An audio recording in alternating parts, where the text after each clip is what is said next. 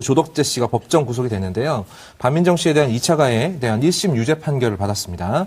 이게 굉장히 길었어요. 6년 동안 긴 싸움이 이슈가 됐는데 언론의 가짜뉴스 혹은 허위사실 유포 사례 중에 하나가 바로 이 배우 반민정 씨에 관한 사례들일 텐데요. 이 부분을 정철원 기자님께서 계속 취재를 해오셨다고 들었어요. 되게 놀라운 사건이고 충격적인 사건이고 동시에 이제 오늘 이 방송 주제와 딱 맞는 사건인데요. 네. 가짜 뉴스를 언론이 유포해서 한 사람이 굉장한 피해를 입었던 사건인데 일단 개요를 설명드리면 2015년 4월에 그 영화 촬영이 있었습니다. 배우 조덕재 씨와 반민정 씨가 노출신을 찍고 있었는데 그 과정에서 대본에 없는 상황이 발생을 했고 반민정 씨가 이제 사과를 요구했습니다. 네, 조덕재 씨가 처음엔 사과를 했는데 이후에는 이제 영화에서 하차할 수 없다 이러면서 이제 양쪽 간의 갈등이 심화됐고 결국 그해 5월에 이제 반민정 씨가 고소를 합니다. 강제추행 혐의로. 그런 다음에 조덕재 씨는 바로 무고 혐의로 고소를 쌍방 고소가 이루어지면서 이제 긴 법정 싸움이 시작이 되는데요. 이 과정에서 언론이 등장을 합니다. 1심이 진행 중이었는데 코리아 데일리라는 인터넷 매체가 등장을 합니다. 그리고 이 조덕재 씨의 지인인 그 또 다른 배우이죠. 이재포 씨라는 분이 계세요. 원래 코미디언 출신인데 이분이 기자 생활을 좀 하신 적이 있는데 2016년 6월쯤에 코리아 데일리에 입사를 합니다. 그리고 그분과 또 한 분이 입사를 하는데 이재포 씨의 매니저입니다. 이분은 기자 경력이 없으신데 두 분이 코리아 데일리에 갑자기 입사를 합니다. 1심 재판 진행 중에. 그 다음에 이분들이 다른 기사는 거의 안 쓰고 반민정 씨 관련된 기사만 씁니다. 네. 어떤 기사를 쓰느냐. 보험 사기 의혹이 있다. 그리고 백종원 식당에서 그 보험금을 많이 타내려고 협박을 했다. 그래서 백종원 협박녀라는 타이틀을 하나 만들고요. 그 다음에 갈취녀라는 타이틀도 만듭니다. 그런 식으로 반민정 씨를 음해하는 그런 기사들을 지속적으로 이제 생산해내는 거죠. 그리고 이 기사들이 재판에서 사용이 됩니다. 어떻게 사용이 되느냐? 반민정 씨가 이제 강제추행 혐의로 고소를 했잖아요. 근데 이 반민정 씨의 말을 신뢰하기 어렵다. 이 사람이 뭔가 작은 사실도 크게 부풀리고 또 이 기사에서 보듯이 뭔가 갈취를 하고 협박을 하고 이렇게 좀 증언의 신빙성을 의심할 수 있을 만한 사람이다. 그런 식으로 이제 조덕재 측에서 주장을 했는데 그 주장의 근거로 이 기사가 사용이 된 겁니다. 그리고 1심에서는 무죄가 납니다. 이 무대 받을 당시에 저도 분위기를 기억하는데 전부 여론이 그쪽으로 쏠렸거든요. 갑자기 쏠렸죠. 그렇죠? 네, 갑자기 이렇게 확 쏠리면서 정말로 협박녀, 혹시는 뭐 갈취녀 수준으로 완전히 매장당하다시피 했었어요. 그 다음에 이제 2심에서 판결이 완전히 뒤바뀌었는데 1심과 2심의 판결이 뒤바뀐 이유는 뭐냐? 증거자료 때문입니다. 2심에서는 그 촬영 원본 영상을 증거로 활용하면서 동시에 영상 분석을 합니다. 영상 전문가에게 영상 분석을 의뢰해서 이게 강제추행이 맞는지 맞지 않는지를 판단을 구했고 그 결과 강제추행이 맞다는 판단에 이릅니다. 그래서 2심에서 유죄가 나온 거고요. 그게 2017년 10월이었고 그리고 2018년 9월에 이제 대법원에 이 최종 확정 판결이 나오면서 강제추행이 이제 유죄로 결론이 납니다. 그 과정에서 이제 이재포 씨를 비롯한 코리아 데일리 기자들 역시 이제 반민정 씨 쪽에서 형사고소를 했는데요. 2018년 10월에 조덕재 씨에게 우호적인 어떻게 보면 기사를 썼던 이재포 씨는 징역 1년 6개월 그리고 그의 매니저였던 또 다른 분은 징역 1년에서 법정 구속이 된 상황이었고 이제 출소한 상황인데 아시겠지만 이 기자가 기사를 써서 명예훼손으로 구속이 되는 게 굉장히 어렵습니다. 기소되기도 어렵고 구속되긴 더 어려운데 1년 6개월 실형을 선고받았었고 당시 재판부에서 굉장히 악의적이다. 굉장히 악의적으로 언론을 이용했고 이거는 언론계 전체의 신뢰도를 떨어뜨리는 아주 잘못된 행동이었다라고 판단을 했고 보통 1심에서 2심으로 넘어갈 때 이제 양형이 감소하는 경우가 많잖아요. 근데 이 경우는 2심에서 양형이 오히려 높아진 케이스입니다. 해당 매체는 이제 폐업 신고를 했었고요. 그리고 이제 그 조덕재 씨의 경우는 유죄가 확정된 이후에도 계속해서 나는 죄가 없다. 그러면서 이제 법원 판결을 부정하면서 이 반민정 씨에 대한 2차 가해를 지속을 합니다. 본인의 유튜브와 SNS를 통해서. 그리고 언론이 이거를 또 받았습니다. 조덕재 씨의 주장을 일방적으로. 그래서 반민정 씨가 형사고소를 또 하게 됐고, 지난 15일이었죠. 결국 조덕재 씨가 징역 1년 실형을 선고받고 법정 구속됐습니다. 강제추행 사건에서 시작돼서 언론이 개입한 사건, 그리고 언론이 유죄를 선고받은 사건, 그리고 모두 다 유죄가 나왔음에도 불구하고 다시 또 그 개인이, 조덕재 씨라는 개인이 또 SNS를 이용해가지고 조직적인 명예훼손을 하는 사건으로까지 이어진 아주 뭐 불행한 일인데요. 이 부분이 이제 바로 이제 현재 어떻게 이른바 온라인 매체와 기성 매체가 결합이 되면서 가짜뉴스가 유포되고 생성되는가라고 하는 부분을 잘 보여주는 사건인 것 같아요. 저희 해시태그 제작진이요. 반민정 씨를 직접 만나보고 인터뷰를 하고 왔습니다. 함께 보시죠. 성폭력 피해와 그로 인한 2차 가해로 고통받고 있는 이들에게 희망이 될 수 있기를 바랍니다.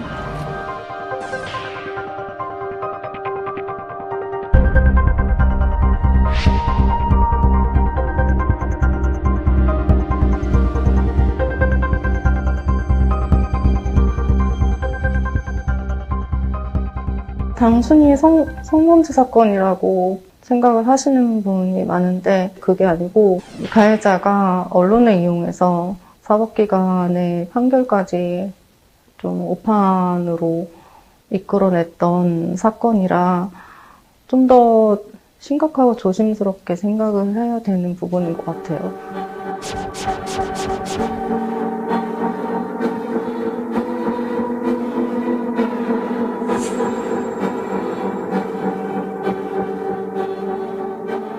처음에는 그렇게 커질 거라고 생각 못 하셨을 수도 있겠네요.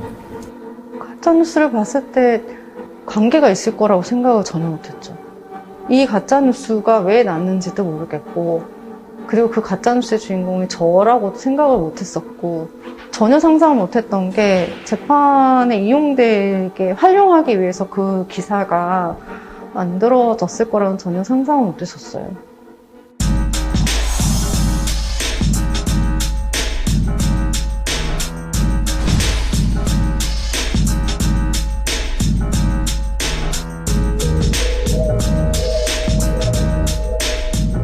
이제부 김모 씨가 저에 대해서 허위 비방 내용들을 게시하고 보도한 사건, 그 부분에서 조덕재 씨가 연관이 있다는 기록을 받았어요.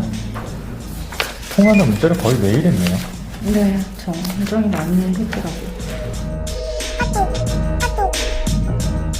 기사를 내고 그 부분에 대해서 확인을 하는 내용도 있더라고요. 이걸 보고 너무 충격받았어요.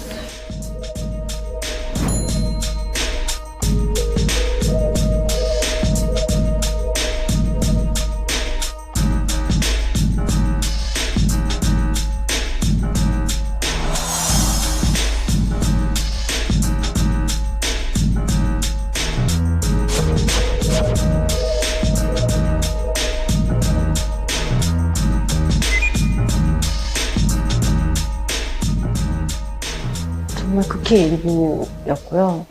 대부분의 언론사들이 사실관계를 확인한 적이 없었어요. 만약에 그 사건에 대해서 검증을 제대로 하는 언론사들이 많았다면은 지난 6년의 시간이 좀 어떻게 많이 달라졌을 거라고 생각해요. 많이 달라졌을 것 같아요. 특히 이제 사실을 묻혀버리고 가짜가 진짜가 되어버려서 이런 직업이 특히 명예라든가 사람들 대중이 사랑을 받아야 되는 직업인데 그 모든 것들을 이제 바닥에 떨어졌고 다 잃었어요. 뭐 일도 잃고 사람도 잃고 경제적인 것도 잃고 심지어 이제 뭐 메이저 언론사라고 하는 것도 자극적인 제목, 자극적인 내용, 팩트나 사실보다는 그게 중요했던 것 같아요. 사람들이 클릭을 한 번이라도 더 해서 이 기사를 읽게 하려고 하는 목적은 알겠는데, 범죄자의 스피커 역할을 하고 있는 언론사도 있어서 좀 심각한 문제인 것 같아요.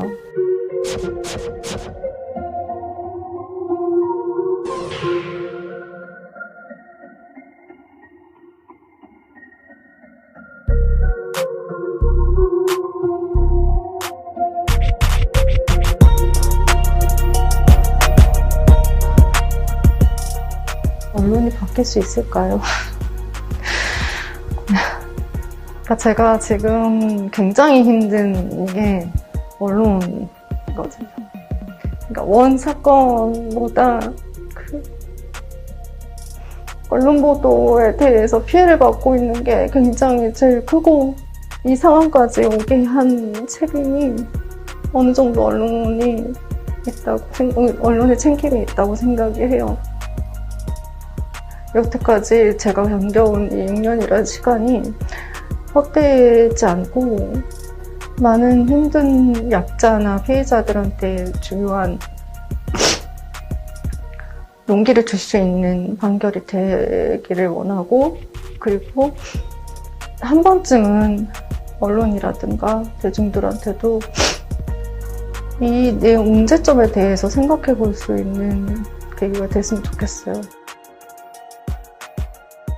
사실 이 사건에서 굉장히 중요한 지점은, 그러니까 언론이 봐야 되는 지점은 뭐냐면, 영화 촬영 현장에서 이 예술이라는 이름으로 대본에 없는 배드신 촬영이 되게 많았다고 합니다. 그거는. 여배우들이 굉장한 어떤 수치심이나 네. 정신적 고통을 겪을 수밖에 없는데, 그게 지금까지는 그 예술이라는 이름으로 용인되어 왔던 거죠. 근데 이번에 반민정 씨가 강제추행 소송을 통해서 얻어낸 판례는 영화 촬영 현장에서 이 여성의 성적 자기결정권은 보호되어야 한다, 이런 판단이 나온 거거든요. 이게 우리나라에서 최초의 판례라고 합니다. 네. 그래서 저는 언론이 사실 이 부분에 되게 주목해야 된다고 보는데, 그 이후에도 여전히 이 조덕재 씨의 주장을 키워주고 인터뷰해주고 어떤 검증보다는, 그러면서 뭔가 논란을 좀 가십성으로 다루지 않았나. 그리고 그 과정에서 한 개인은 이제 씻을 수 없는 상처를 입고, 그런 언론을 상대로 이제 반민정 씨 쪽에서 일일이 다 또 법적 대응을 했고요. 사과를 한 언론사도 있고, 기사를 내린 언론사도 있고, 배상을 한 언론사도 있고요. 가장 최근에는 이제 헤럴드 경제에서 이 반민정 씨에 대한 비방 기사 93건을 일괄 삭제한 경우도 있는데요. 93건입니다. 거의 없다의 무식한 질문이라는 코너를 하나 제가 새로 만들었는데요. 게스트분들이 깜짝 놀랄 만큼 무식한 질문을 던지는 새로운 코너입니다. 근데 앞에 이 코너를 설명하는 걸 이걸 좀 살려주셨으면 좋겠어요, 피디님께서. 이걸 안 살리면 진짜로 제가 무식해 보이기 때문에.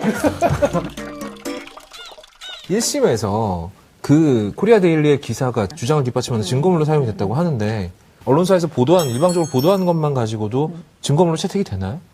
그러니까 이거는 이제 조덕재 씨가 피고인 측에서 증거로 제출을 했겠죠. 네. 피고인 측이 이제 증거로 제출하는 거에 대해서는 특별한 제재 없이 그냥 증거로 받아들여지는 경우가 많고요. 반대로 검찰에서도 언론 기사를 증거로 내는 경우는 굉장히 많아요. 네, 사실은 증거 가치가 없다라고 볼 수밖에 없죠. 말씀하신 것처럼 뭐 언론 기사가 과연 다 객관적이고 공정하고 사실만을 보도하느냐, 이제 그렇지 않은 상황에서 이걸 형사법정에서 증거로 내는 것이 맞느냐. 근데 일반 사인 같은 경우는 검찰하고는 좀 다르게 뭐 이거라도 낼 수밖에 없는 상황이 있을 수 있기 때문에 피고인들 같은 경우는 언론 기사, 자기한테 유리한 언론 기사를 증거로 내기로 하고 뭐 이걸 참고 자료를 좀 봐달라 하고 많이 내요. 근데 이제 문제는 검찰도 역시 그렇게 한다. 그것이 더 문제겠죠. 근데 그런 경우들은 많이 있고, 이거에 대한 증거 능력, 증명력을 어느 정도로 인정할 것이냐라는 거는 결국 이제 판사한테 달려 있는 건데, 판사도 이런 것들 사실 증거로서는 배척을 해야 되는 게 맞는데, 받아들이는 경우가 꽤 있죠, 현실에서. 이게 참 되게 중요한 부분을 지적해 주신 건데요. 증거 능력이 별로 없음에도 불구하고 증거로 일단 채택되는 현상, 그리고 심지어는 대안이 없으면 증거로 받아들여지기까지도 하는 그런 현상 같은 것들이 있는데, 이게 그래서 뉴스라는 형식의 틀을 빌리려고 하는 이유가 여기에 있는 거거든요. 이게 진짜 별거 아닌 이른바 듣보잡 언론사라고 하더라도 그것이 일단 이렇게 출판되는 순간 그것이 가지는 진실 확정 능력이라고 하는 것들이 꽤 있기 때문에 의외로. 그래서 이렇게 정치인들도 활용하고 청문회에서 들고 놓은 증거 자료가 언론 보도인 경우도 굉장히 많아요. 그 얘기는 뒤집어 말하면 뉴스를 생산하는 자들에게 어떤 책임이 있는가를 보여주는 것이기도 한데 지금처럼 뉴스 생산 주체가 너무나 많아진 조건에서 과연 이것을 우리가 이른바 증거 능력을 가지고 있는 그런 진실 내지 사실에 관련된 것이라고 볼 수 있는가라는 문제를 이제 우리가 살펴보게 하는 것이죠. 한 세 가지 주제들이 보이는 것 같아요. 명백히 이해 당사자들이 온라인 공간을 이용해가지고 논란을 일으키는 행위. 그리고 여기에 그 반대편에서는 팝콘을 먹으면서 지켜보는 소비자들. 근데 중요한 건 팝콘파리 하는 언론들이 있다는 거죠. 네. 자기가 직접 논란을 이야기하진 않지만 판을 만들어서 팝콘 팔아가지고 장사하는 그런 식의 언론들이 있고 이걸 팝콘파리 저널리즘이라고까지 불러야 될지 모르겠습니다만 현재 가짜뉴스 현상이 굉장히 중요한 측면이 바로 이런 팝콘을 파는 행위에 있다라는 생각이 좀 들거든요.